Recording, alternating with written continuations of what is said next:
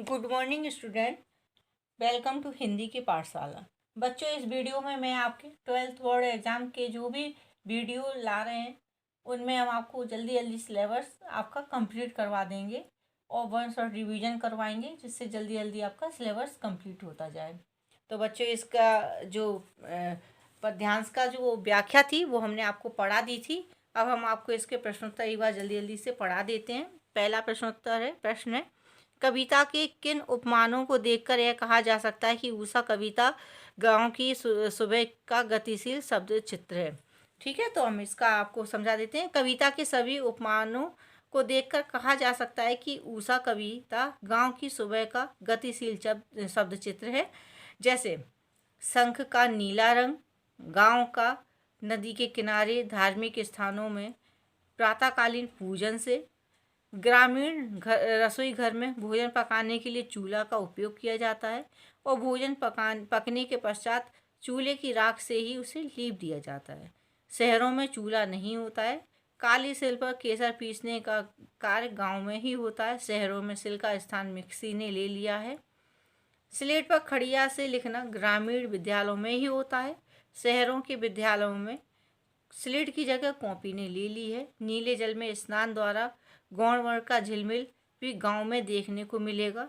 शहरों में नदी तालाब की जगह बाथरूम ने ले लिया है। भोर का नव, ये दूसरा क्वेश्चन है। भोर का नव राख से लीपा हुआ चौका अभी गीला पड़ा है। नई कविता में कोष्टक, विराम चिन्हों और पंक्तियों के बीच का स्थान भी कविता को अर्थ देता है।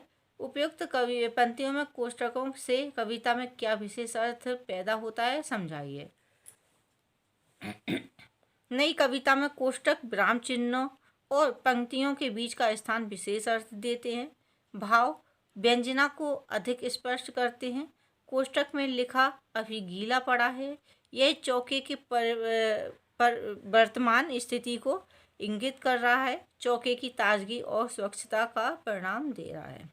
ठीक है, कि ये चौका जो है वो ताज़ा है और स्वच्छ है, इसका प्रमाण दे रहा है।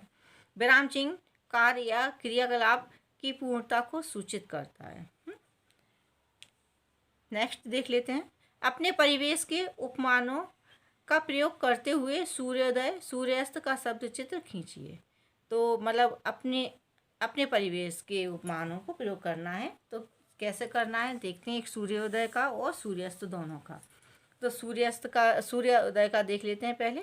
प्रातःकालीन सूर्योदय का दृश्य एक नई नवेली ब्याहता या दुल्हन की तरह है। जैसे सूरज का क्षितिज से ऊपर आने के समय ऐसा लगता है मानो नव ब्याहता दुल्हन अपने खुले केसों जैसे खुले केस कैसे होते हैं, नीले आकाश से में लाल सिंदूर भरा हो, अतः आकाश नीली आभा से लालिमा युक्त है। धीरे धीरे सूरज का ऊपर आ जाना ऐसा लगता है मानो स्वर्ण आभूषणों से सुसज्जित दुल्हन सुनहरी ओढ़नी ओढ़कर खड़ी हो रही हो। गोरी दुल्हन का सुंदर मुख भी स्वर्ण आभूषणों और सुनहरी चुनरी की आभा से स्वर्ण मुख की तरह दमक रहा हो। अब इसमें सूर्यास्त भी देख लेते हैं। संध्या वेला में क्षितिज में डूबता सूरज पूरी तरह लाल रंग का होता है, जो ऐसा लगता है मानो पूरे दिन की थकान से नवविवाहिता दुल्हन का सुंदर सिंदूर पसीने से उसके मांग से बहकर पूरे मुख पर फैल गया हो और थकान के कारण मुख लाल होकर सूज गया हो। धीरे धीरे आराम करने की चाहत से वह नीचे बैठना चाह रहा हो। इसके और दूसरे भी प्रश्न देख लेते हैं। सूर्योदय से पहले आकाश में क्या क्या परिवर्तन होते हैं, उषा कविता के आधार पर बताइए। तो सूर्योदय से पहले आकाश का रंग शंख जैसा नीला था। उसके बाद आकाश राख से लीपे चौके जैसा हो गया। सुबह की नमी के कारण वह गीला प्रतीत होता है। सूर्य की प्रारंभिक किरणों से आकाश ऐसा लगता है मानो काली सिल पर थोड़ी लाल केसर डालकर उसे धो दिया गया हो, या फिर काली स्लेट पर लाल उससे चौक से या खड़िया से या मिट्टी उसे मल दी हो। सूर्योदय के समय सूर्य का प्रतिबिंब ऐसा लगता है जैसे नीले स्वच्छ जल में किसी गोरी युक्ति का प्रतिबिंब झिलमिला रहा हो।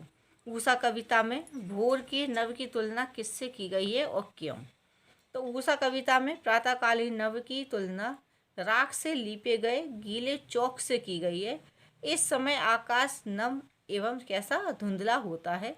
इसका रंग लाल राख से लीपे चूल्हे जैसा मटमैला होता है। जिस प्रकार चूल्हा चौका सूखकर साफ हो जाता है, उसी प्रकार कुछ देर बाद आकाश में स्वच्छ और निर्मल हो जाता है। जो आकाश है वो भी हमारा कैसा हो जाता है, स्वच्छ और निर्मल हो जाता है। ऊषा कविता के आधार पर उस जादू को स्पष्ट कीजिए जो सूर्योदय के साथ टूट जाता है। सूर्योदय के पूर्व ऊषा का दृश्य अत्यंत आकर्षक होता है। भोर के समय सूर्य की किरणें जादू के समान लगती हैं। इस समय आकाश का सौंदर्य क्षण क्षण में परिवर्तित होता रहता है। यह ऊषा का जादू है। नीले आकाश का शंख सा पवित्र होना, काली सिल पर केसर डालकर धोना, काली स्लेट पर लाल खड़िया मल देना, नीले जल में गोरी नायिका का झिलमिलाता प्रतिबिंब आदि दृश्य ऊषा के जादू के समान लगते हैं। सूर्योदय होने के साथ ही ये दृश्य समाप्त हो जाते हैं। शमशेर बहादुर सिंह कौन से तार सप्तक के महत्वपूर्ण कवि थे? तो ये दूसरे तार सप्तक के महत्वपूर्ण कवि थे। तो बच्चों ये लेसन तो अब हमने कंप्लीट कर लिया। इसकी हमने व्याख्या भी आपको पढ़ा दी थी और इस वीडियो में हमने इसकी आपको क्वेश्चन आंसर भी रीड करवा दिए है। तो बच्चों मुझे पूरा विश्वास है कि आपको ये चैप्टर अच्छे से समझ में आ गया होगा। थैंक यू बच्चों। Keep learning and don't forget to like, comment and subscribe to Hindi पाठशाला। थैंक यू बच्चों। Bye bye. धन्यवाद।